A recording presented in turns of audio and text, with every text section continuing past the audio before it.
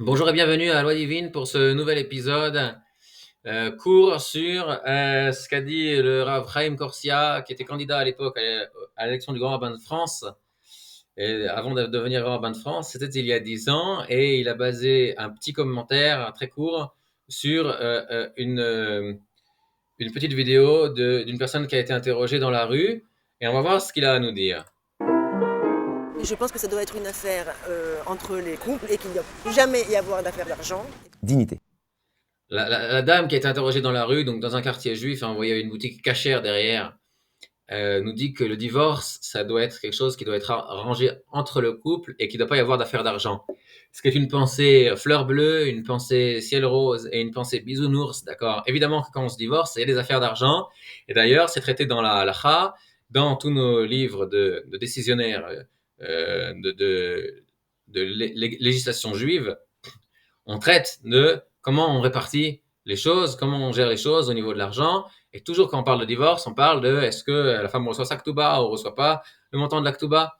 Donc évidemment que ça va avec les affaires d'histoire d'argent, il faut les régler et il ne faut pas faire semblant quand il n'y a pas d'histoire, d'accord, et ne pas les régler.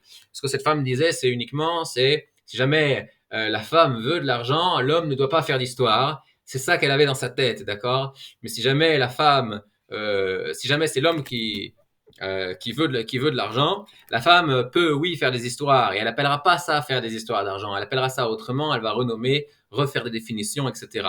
Alors le Rav Korsia nous parlait de dignité, on va voir ce qu'il a à nous dire. Le moment du divorce religieux est un moment douloureux, très douloureux. Un homme, une femme qui s'aimaient n'arrivent plus à trouver les chemins de l'amour et constatent qu'ils doivent se séparer. Ils ont déjà divorcé au civil. Et c'est peut-être le seul Ils ont déjà divorcé au civil. Il nous dit ça parce que la loi française, en fait, oblige les gens, oblige le tribunal à dire aux gens de divorcer au civil avant de leur octroyer le divorce religieux. Mais d'après la Torah, il n'y a aucun problème, d'accord, le divorce religieux est complètement indépendant du divorce civil. Et même, c'est un gros problème de faire le divorce civil avant de faire le divorce religieux au niveau de la halakha, parce que ça va rendre impossible le don du guet. Parce que s'ils ont fait un divorce civil avant, sans prendre en compte les demandes du mari, il est évident que la femme va recevoir des choses qui ne lui reviennent pas d'après la loi de la Torah, et qu'ensuite l'homme va dire, maintenant je veux que tu renonces à ça et à ça et à ça, à condition que je te donne le guet. Et les rabbins risquent de ne pas pouvoir faire quoi que ce soit pour, euh, pour changer les choses, puisque la dame, elle n'arrivera pas à renoncer à ce qui lui a été octroyé dans le tribunal civil. Et le monsieur, le mari, s'il tombe devant des faux juges, ils vont essayer de le forcer à donner le guet. Et le guet sera un guet nul et non avenu. Et la femme sera encore échétiche, femme mariée. Et quand elle ira avec quelqu'un d'autre, eh ben, elle se rendra à Chayavet Mita pour chaque effort qu'elle va faire avec lui. Et ses enfants du second seront mamzerim, bâtards. endroit où on va retrouver du sens. Il n'y a plus les disputes qu'on retrouve devant les juges, les négociations. Il nous dit qu'on va retrouver du sens quand on se retrouve au tribunal rabbinique, mais si on fait les choses de façon absurde et qu'on va d'ores et déjà au tribunal civil, avant d'aller au tribunal rabbinique, ben on ne retrouvera aucun sens.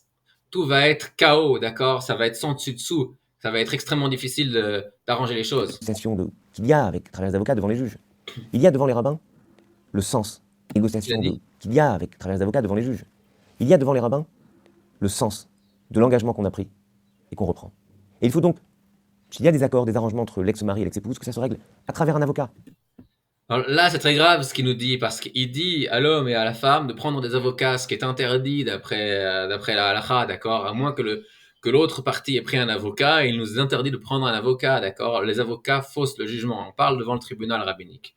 Donc évidemment, devant un tribunal non juif, il n'y a peut-être pas de problème à prendre un avocat. Mais ce qu'il nous dit, c'est de régler d'abord les choses avec un avocat pour ce qui concerne la garde des enfants, la pension alimentaire, la pension de femmes mariées, je sais pas comment, de femmes divorcées, je sais pas comment on appelle ça en français, en anglais c'est alimony, euh, la garde des enfants. Il nous dit de régler tout ça au tribunal civil, de venir au tribunal religieux uniquement pour gérer le guet. C'est de la bouroute, c'est de l'ignorance totale, d'accord, de la halakha. Et malgré qu'il est grand rabbin, je suis sûr qu'il s'est rendu compte que c'était absurde ce qu'il disait il y a 10 ans, parce que cette vidéo date d'il y a 10 ans. Je suis sûr qu'aujourd'hui il a fait tchouva et qu'il se rend compte qu'il n'aurait jamais dû dire une chose pareille. mais il est évident que c'est absurde d'envoyer les gens aux tribunaux non juifs, ce qui est une faute complètement interdite dans le Shulchan Aruch et dans tous les décisionnaires. Il n'y a personne qui est en désaccord avec ça. Tout le monde est d'accord avec ça, que c'est interdit d'aller aux tribunaux non juifs. Ça s'appelle lever la main contre la Torah. Et un rabbin ne peut pas encourager les gens à aller aux tribunaux non juifs. Il faut d'abord aller au tribunal juif, tout régler là-bas. Comment on va régler les choses au tribunal non juif? Ça se règle devant le Beit Din, d'accord? Ça se règle devant le Beit Din au moment où on négocie le get. C'est comme ça que ça se fait, d'accord? D'après la halakha, le don du get va avec la gestion du partage des biens, du partage des enfants et de savoir s'il y a pension alimentaire ou pas. Tout ça se règle au moment du don du get. Et donc, on ne peut pas envoyer les gens aux tribunaux non juifs. Une fois que c'est fait, une fois que les choses ont été réglées au tribunal non juif et qu'ils arrivent au tribunal juif, en supposant qu'on a affaire à des vrais juges, des vrais dayanim, d'accord?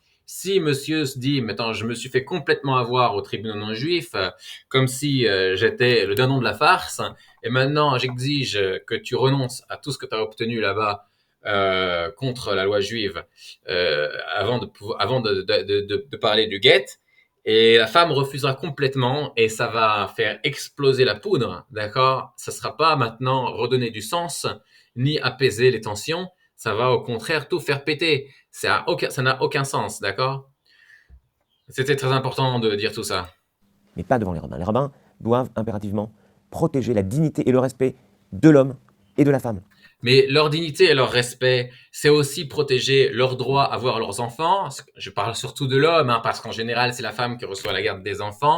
Et c'est l'homme aussi qui se fait ruiner, d'accord? Donc, c'est sa dignité aussi à l'homme, c'est que on ne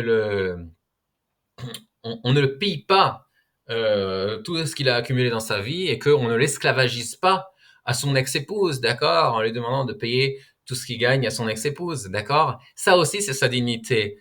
C'est absurde de dire aux gens qui viennent au tribunal, écoutez, réglez tous vos problèmes législatifs devant un autre tribunal, et ici, vous venez quand vous avez tout réglé, que vous avez fini de pleurer uniquement pour qu'on vous fasse un petit câlin sur l'épaule et que maintenant on fasse tous kumbaya en dansant. C'est complètement absurde, d'accord? Il faut que chacun se sente écouté, porté, accompagné, respecté. C'est la vocation profonde de ce temps difficile du guet.